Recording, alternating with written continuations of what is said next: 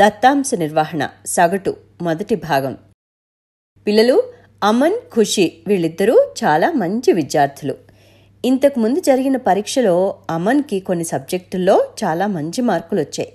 ఖుషి కూడా మిగతా సబ్జెక్టుల్లో మంచి మార్కులు సంపాదించింది. కానీ మరి వాళ్ళ ప్రతిభను తెలుసుకోవడానికి వాళ్ళ సరాసరి మార్కులు లెక్కిస్తుంటాం, అవునా? మరి మనం సరాసరి మార్కులు ఏ విధంగా కనుక్కుంటాము? అన్ని సబ్జెక్టుల మార్కులన్నిటినీ మొత్తం కనుక్కుని దాన్ని సబ్జెక్టుల సంఖ్యతో భాగిస్తాం. అంటే 6తో అన్నమాట. 6 సబ్జెక్టులు కాబట్టి ప్రతి సబ్జెక్టులో అమన్కి వచ్చిన మార్కులు 78 + 72 + 81 + 83 + 79 + 63 = 456. మొత్తం 6 సబ్జెక్టులు కాబట్టి అమన్ యొక్క సరాసరి మార్కులు లేదా సగటు 456/6 = 76 మార్కులు. ఇదే రకంగా ఖుషి సరాసరి మార్కులు కనుక్కోవాలంటే 461/6 = 76.8. చాలా మంచి మార్కులు కదా. ఇద్దరికీ చాలా తక్కువ తేడా ఉంది, స్వల్పమైన తేడా మాత్రమే ఉంది. మరొక ఉదాహరణ తీసుకుందాం. ఉదాహరణకు ఒక 10 మందిని వాళ్ళ రోజువారీ ప్రయాణానికి ఖర్చు చేసే మొత్తాన్ని అడిగామనుకోండి. ఈ విధంగా సమాధానం ఇచ్చారు. వాళ్ళ వివరాలు రూపాయల్లో ఈ విధంగా ఉన్నాయి: 35, 20, 45, 30, 40, 32, 28, 30, 42 మరియు 40 రూపాయలు. ఇది ఒక ముడి దత్తాంశం.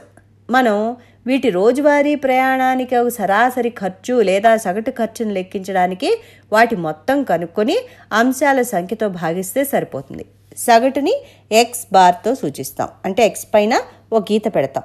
కాబట్టి సగటు = అంశాల మొత్తం, అంటే దత్తాంశంలో ఇవ్వబడిన విలువల మొత్తము బై అంశాల సంఖ్య. అంశాల మొత్తం ఎంత ఇక్కడ? 35 + 20 + 45 + 30 + 40 + 32 + 28 + 30 + 42 + 40 = 342. మొత్తం ఎన్ని అంశాలున్నాయి? 10. కాబట్టి సగటు = 342/10 = 34.2 రూపాయలు.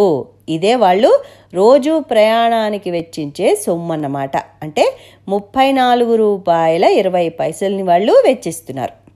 ఈ వివరాలు మరింత ఖచ్చితంగా తెలుసుకోవాలంటే మనం మరింత ఎక్కువ మందిని ప్రశ్నించాలి.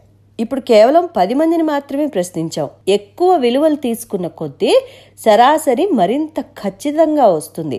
మనం 50 మందిని ఒక నగరంలో వేర్వేరు ప్రదేశాల నుంచి తీసుకుని దత్తాంశాన్ని సేకరించామనుకోండి. ఇప్పుడు మనం మొత్తం దత్తాంశంలోని విలువలు కూడాలి. ఒక్కొక్క వ్యక్తి ఖర్చు చేసే సొమ్ముని x1, x2, x3, x4 ఇలాగా x50 వరకు సూచించామనుకోండి. మనం వీటన్నిటినీ సంకలనం చేయాలి. అంటే x1 + x2 + x3 + x4 ఇలా అన్నమాట. ఇలాగా x50 వరకు x50 వరకు కనుక్కోవాలి. దీన్ని సూక్ష్మంగా సూచించడానికి మనం ఈ మొత్తాన్ని గ్రీక్ అక్షరమైన సిగ్మాతో సూచిస్తాం. ఇది ఆంగ్ల అక్షరం ఈ లాగా ఉంటుంది. దీన్ని ఈ విధంగా రాస్తాం: సిగ్మా xi. ఐ విలువ ఏమిటి ఇక్కడ? 1 నుంచి 50 వరకు. ఐ విలువ 1 నుంచి 50 వరకు మారుతూ ఉంది కాబట్టి సిగ్మా xi మొత్తం అవుతుంది. ఆ తర్వాత ఈ మొత్తాన్ని పరిశీలనాంశాల సంఖ్యతో భాగించాలి. ఇక్కడ 50 అంశాలు ఉన్నాయి. దీని నుంచి మనం సగటు కనుక్కోవడానికి ఒక సామాన్య సూత్రాన్ని రూపొందించాం. ఆ సూత్రం ఏమిటి? n అంశాల సగటు sigma i = 1 to n xi/n లేదా n పదాల మొత్తము బై n. సిగ్మా గుర్తుని చూసి కంగారు పడద్దు. అది చూడటానికి చాలా కష్టంగా, ఇదేమిటో సూత్రం అన్నట్టు అనిపిస్తుంది. కానీ చాలా సులభం. ఇది కేవలం అన్ని విలువల మొత్తాన్ని సూచిస్తుంది అంతే. సిగ్మా i అంటే ఏమిటి? 1 to n xi అంటే x1 + x2 + x3 + xn ఇలా మొత్తం n వరకు అన్నమాట.